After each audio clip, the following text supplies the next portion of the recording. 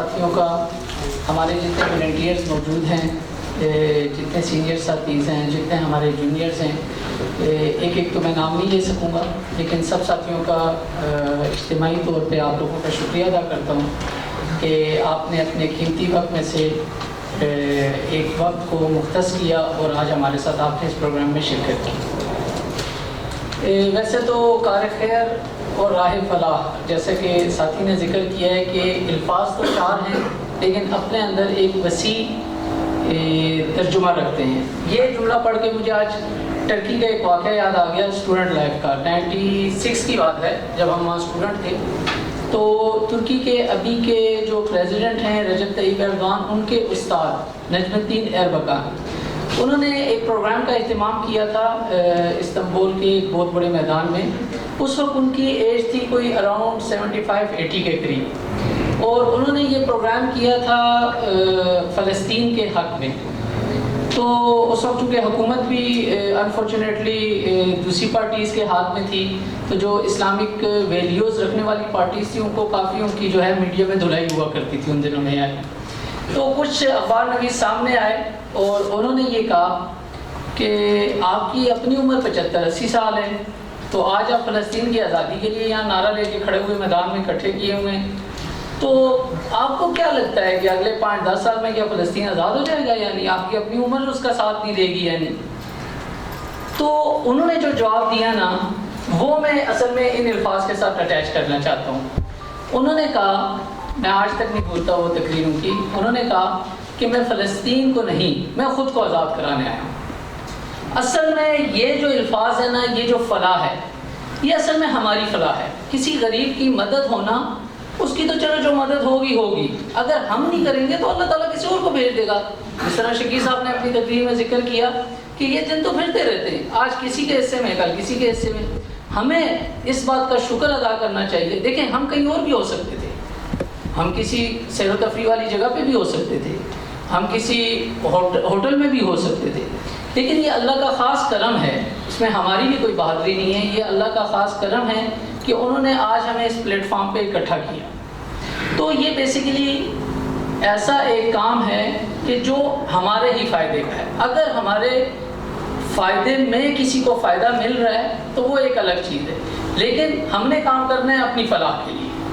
اور وہ خیر، جس طرح خیر کا لفظ بھی بہت وسیع ہے، ساتھی نے ڈیفائن بھی کیا بڑی ڈیٹیل کے ساتھ کہ خیر کا مطلب یہ نہیں۔ اصل میں چیریٹی میں ہم جو پہلی جو سوسائٹی میں ہمیں ورڈ کلک کرتا ہے وہ کرتا ہے پیسوں کی مدد۔ تو کسی سے بھی آپ ذکر کریں نا چیریٹی، وہ فوراً جیب پہ ہاتھ مارتے کہ یہ پیسے تو نہیں مانگ لے گا۔ اصل میں چیریٹی بہت وائڈ لفظ ہے۔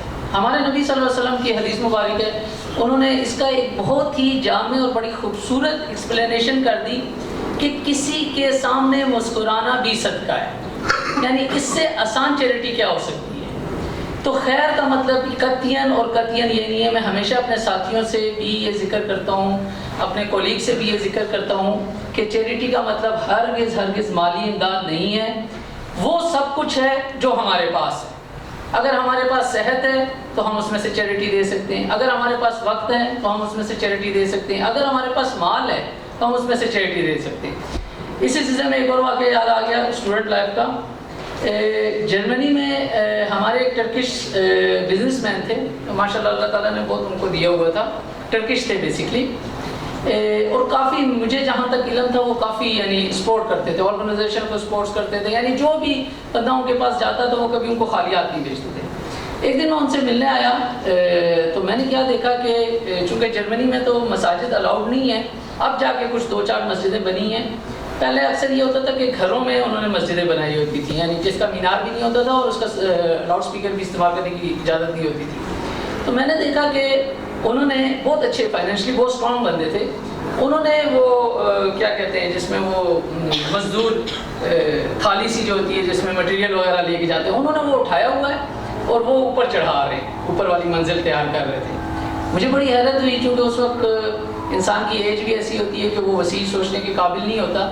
تو وہ جب فارغ ہوئے تو میرے ساتھ بیٹھے تو میں نے ان کو کہا کہ علی صاحب، علی نام تھا ان کا، علی صاحب آپ کو اللہ تعالیٰ نے اتنا دیا اور مجھے یہ بھی پتہ ہے کہ آپ لوگوں کے ساتھ کرتے بھی ہیں، تو بجائے آپ خود کام کرنے کے، یعنی میں نے اس وقت ان سے یہ سوال کیا میں نے کہا آپ خود کام کرنے کے اگر یہی وقت آپ بزنس میں لگا لیتے تو موسٹ پرابلی آپ 2 مزدوروں کیا 4 مزدوروں کی یعنی پیسے دے سکنے کے جتنے پیسے کما سکتے تھے تو آپ مزدور لگا لیتے. تو وہ آج تک مجھے بات یاد ہے, انہوں نے مجھے کہا کہ یار پیسوں کا دینا جو ہے وہ میرے مال کی زکوٰۃ ہے اور فزیکلی میرا کام کرنا میری جسم کی زکوٰۃ ہے. تو ان شارٹ الفاظ یہ ہیں کہ ہمیں اللہ نے جو دیا ہے, اگر ہمیں اللہ نے صحت دی ہے, اگر ہمیں اللہ نے ٹائم دی ہے, اگر ہمیں اللہ نے پیسے دیے تو ہمیں اس میں سے نکالنا ہے. اور یہ کسی کے لیے نہیں, ہمیں اپنے لیے نکالنا ہے. یعنی اس میں کوئی یہ نہ کہے کہ یار میں نے ایک احسان کر دیا. ہمارے یاد میں اکثر ساتھی ایک ورڈ استعمال کرتے ہیں کسی بھی ڈسٹریبیوشنز میں یا اسپیچ میں کہ آپ, چونکہ اکثر جب آپ کسی کو ہیلپ کرتے ہیں تو آپ آگے سے شکریہ ادا کرتے ہیں نیچرلی, یعنی تو وہ ہم لوگ یہ لفظ استعمال کرتے ہیں کہ بیسیکلی وہ نہیں, ہم ان کے مشکور ہیں کہ اللہ تعالیٰ نے ہمیں ان کو مدد کرنے کا موقع دیا اور ہمارے لیے ایک راہ کا ایک راستہ ہموار کیا.